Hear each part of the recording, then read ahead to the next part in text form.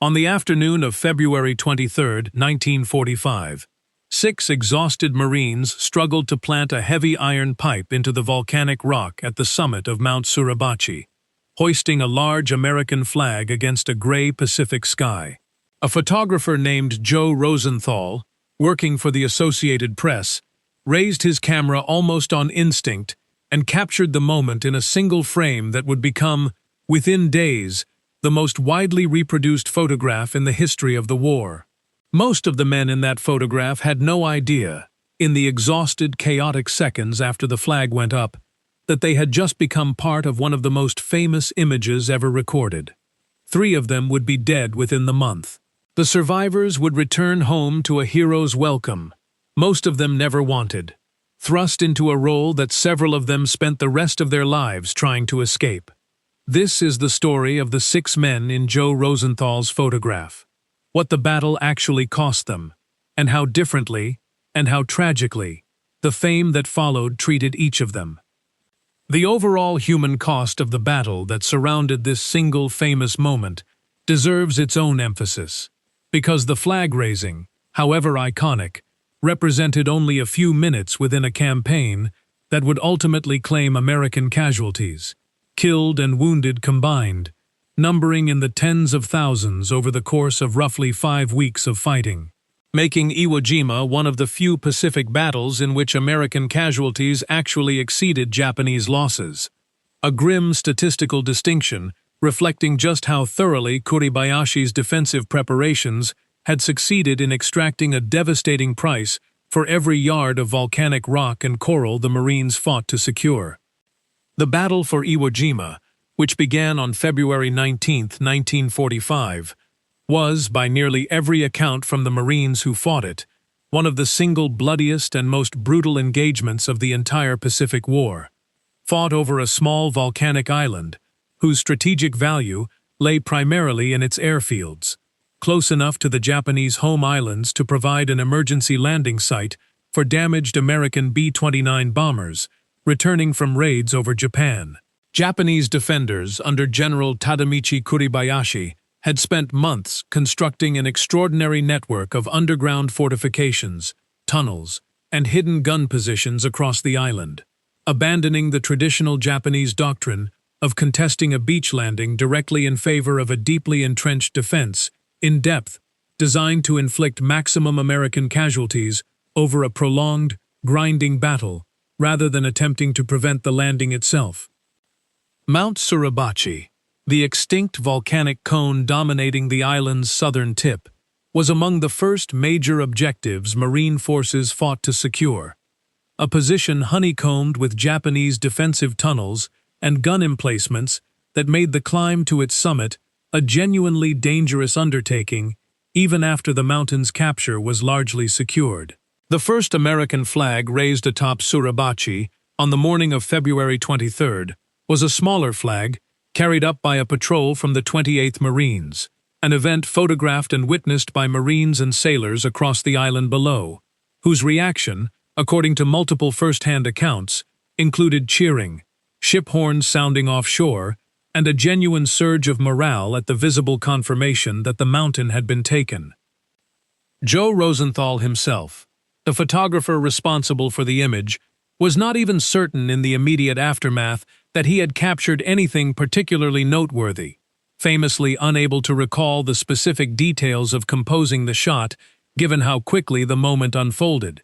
And he did not see the developed photograph himself until well after it had already been transmitted and begun its rapid spread through American newspapers. Rosenthal spent years afterward having to publicly deny persistent rumors that the photograph had been staged or posed.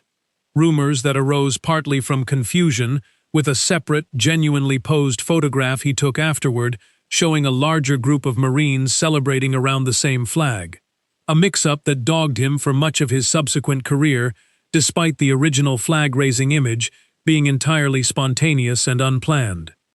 That first flag, however, was relatively small, difficult to see clearly from any real distance, and a decision was made by commanders on the ground to replace it with a larger flag that could be seen more easily across the island and from the ships offshore, a practical decision, rather than one made with any expectation of historical significance. A second patrol was assembled to carry the larger flag up the mountain and raise it in place of the first, and it was this second flag raising, not the first, that Joe Rosenthal happened to photograph, arriving at the summit just in time to catch the moment, almost by chance, rather than through any advance planning on his part. The 6 men who raised that second flag were Sergeant Michael Strank, Corporal Harlan Block, Private First Class Franklin Sousley, Private First Class Ira Hayes, Private First Class Rene Gagnon, and Navy Hospital Corpsman John Bradley, a mixed group of Marines and a single Navy medic who had, in most cases, only known each other for a matter of weeks or months, as members of the same company, fighting through the same brutal campaign, rather than the kind of long-serving, tightly bonded unit the photograph's later fame might suggest to viewers unfamiliar with the actual circumstances. The 6 men themselves came from strikingly different backgrounds across the United States, a cross-section of the country that the post-war mythology surrounding the photograph would later emphasize as part of its broader symbolic power. Michael Strank had immigrated to the United States from Czechoslovakia as a young child, before settling with his family in Pennsylvania. Ira Hayes came from the Gila River Indian community in Arizona. Franklin Sousley grew up in rural Kentucky.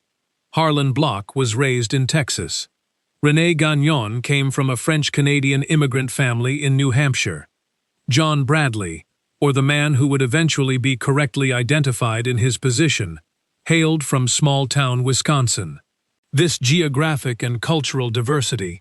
largely coincidental to the actual circumstances of who happened to be assigned to that particular patrol on that particular afternoon,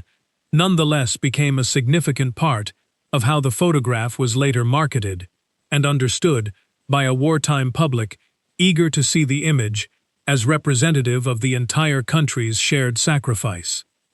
The battle for Iwo Jima continued for more than a month after the flag raising, and the photograph's fame, spreading rapidly through American newspapers within days of its transmission, created a strange and painful disconnect between the image's growing symbolic power back home and the brutal, ongoing reality the men who had raised the flag continued to face on the island itself. 3 of the 6 flag raisers, Michael Strank, Harlan Block, and Franklin Sousley, were killed in combat on Iwo Jima in the weeks following the photograph, never learning the full extent of the image's impact and never returning home to see how their country had already begun memorializing a moment they themselves had experienced as a brief, practical task in the middle of an ongoing and deadly battle. Michael Strank, the sergeant who had led the patrol up the mountain, was killed by what was likely friendly naval gunfire on March 1st, less than a week after the photograph was taken, a death that devastated the men who had served under him and who, according to several accounts, considered him an exceptionally capable and well-respected squad leader. Harlan Block was killed the following day, March 2nd, and Franklin Sousley, the youngest of the group at 19 years old, was killed on March 21st, just days before the island was finally declared secure, his death coming so close to the battle's end that it carried a particular, bitter weight for the men who had fought alongside him through nearly the entire campaign.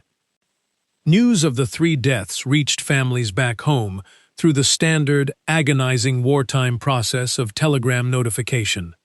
a process made more painful in these specific cases by the surreal disconnect between official military death notices and the fact that these same men's images were, at almost the exact same time, appearing on the front pages of newspapers across the entire country as celebrated symbols of American victory. Families of Strank, Block, and Sousley had to reconcile the private grief of losing a son or brother with the strange, very public spectacle of seeing that same young man's photograph reproduced on posters, stamps, and promotional materials for a war bond campaign he would never live to see.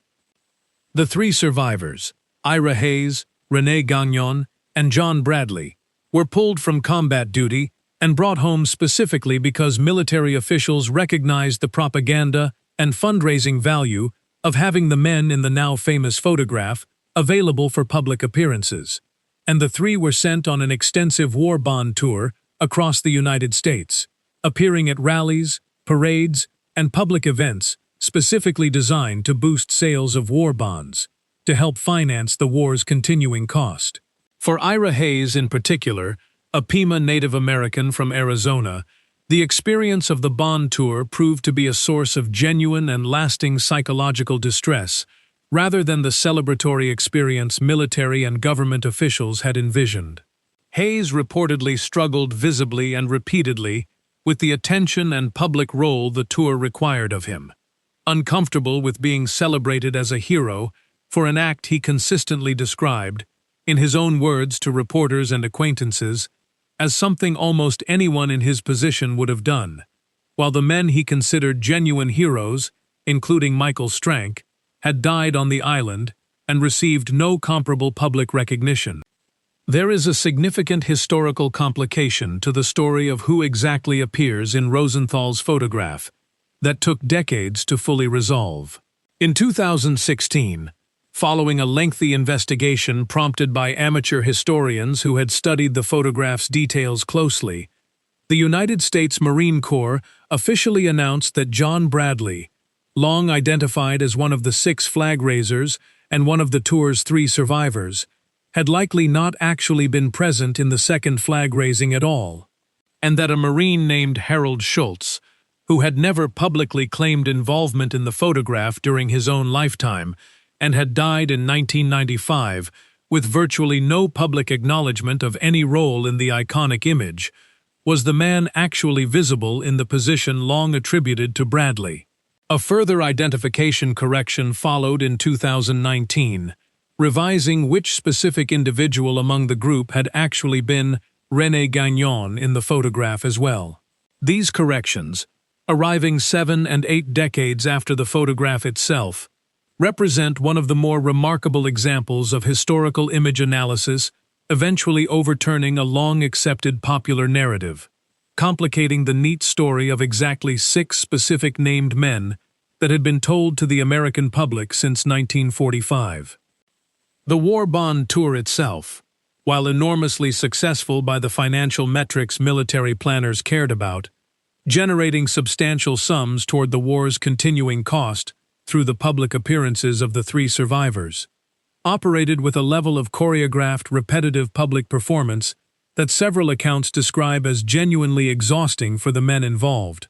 who were required to reenact elements of the flag raising at rallies across the country, sometimes multiple times in a single day, in front of crowds who related to them as living symbols, rather than as individual young men who had, weeks earlier, been fighting for their lives on a beach thousands of miles away. The psychological gap between the battlefield reality these men had just left and the celebratory, almost theatrical nature of the bond tour appearances proved difficult for all 3 survivors to navigate, though the specific toll it took varied considerably between them.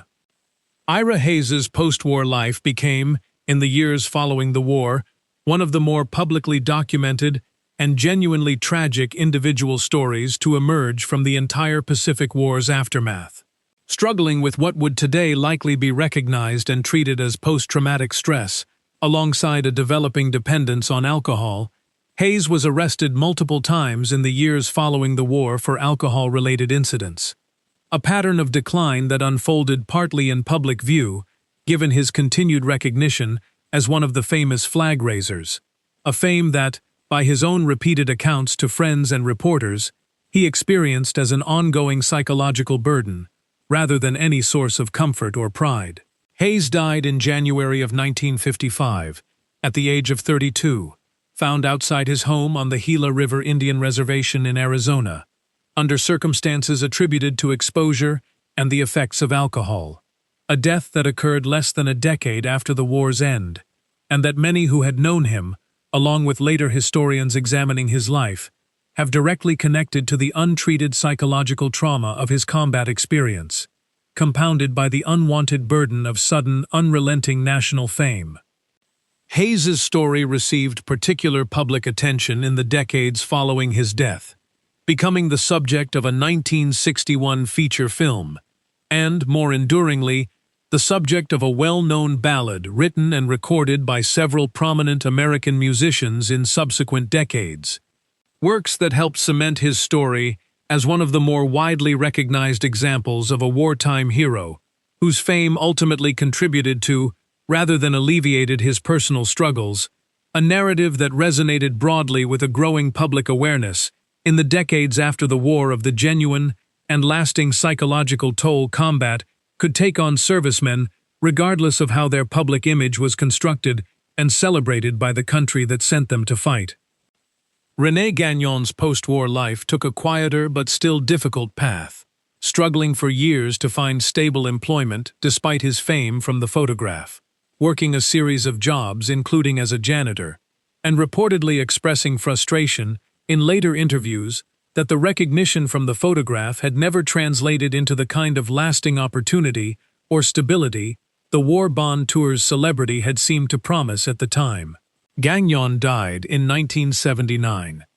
The identification investigation that eventually corrected the historical record decades later involved painstaking analysis of uniform details, equipment positioning, and physical build, visible in Rosenthal's photograph and related images, taken at the same time, cross-referenced against other documented photographs and film footage of the men known to have been present on Suribachi that day. A level of forensic scrutiny that only became feasible with the advent of high-resolution digital image analysis techniques unavailable to earlier generations of historians who had accepted the original identifications largely on the basis of eyewitness testimony gathered in the years immediately following the war, testimony that, however well-intentioned, proved less reliable than the photographic evidence itself, once that evidence could finally be examined with sufficient technical precision.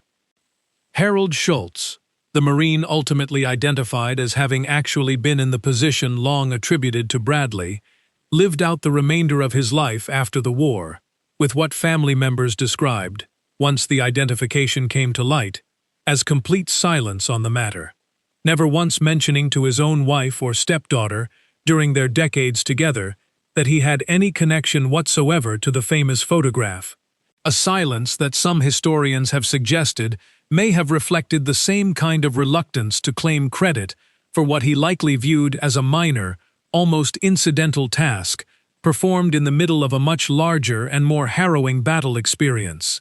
Similar in spirit to the discomfort Ira Hayes had expressed publicly about being singled out as a hero decades earlier. Schultz's stepdaughter, upon learning of the identification after his death, described searching back through old family conversations and realizing her stepfather had, in a sense, spent his entire post-war life declining an honor he never sought and apparently never wanted. A mirror image of Hayes's very public struggle with the same basic discomfort,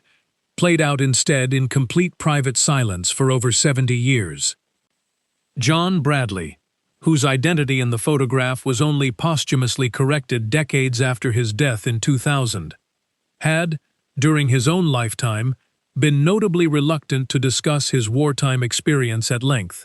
building a private, relatively quiet post-war life, running a funeral home in his hometown in Wisconsin, and rarely granting interviews about Iwo Jima or the photograph despite decades of public interest. A reticence his own son James Bradley later explored in a best-selling book, examining his father's life and the broader story of the flag raisers, a book that, ironically, became one of the primary vehicles through which the eventual identification questions about the photograph first gained wider public and historical scrutiny.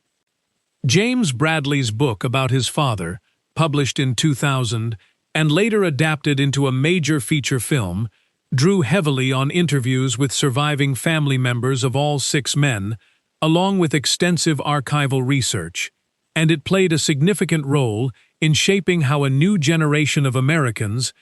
decades removed from the war itself, came to understand both the photograph's creation and its complicated human cost. presenting a considerably more nuanced and, in places, difficult account than the simplified heroic narrative that had dominated most popular retellings of the story in the decades immediately following the war. The book's title itself, drawn from a phrase John Bradley reportedly used sparingly but pointedly when finally discussing the war with his son late in his own life, captured the central theme running through all six men's stories: that they had gone to fight as ordinary young men from ordinary American towns. And whatever the photograph eventually came to symbolize for the country as a whole, none of them had experienced the moment itself as anything more than a brief, practical task performed in the middle of an extraordinarily violent and costly battle that continued, largely unnoticed by the same public celebrating the photograph, for another full month after the flag went up.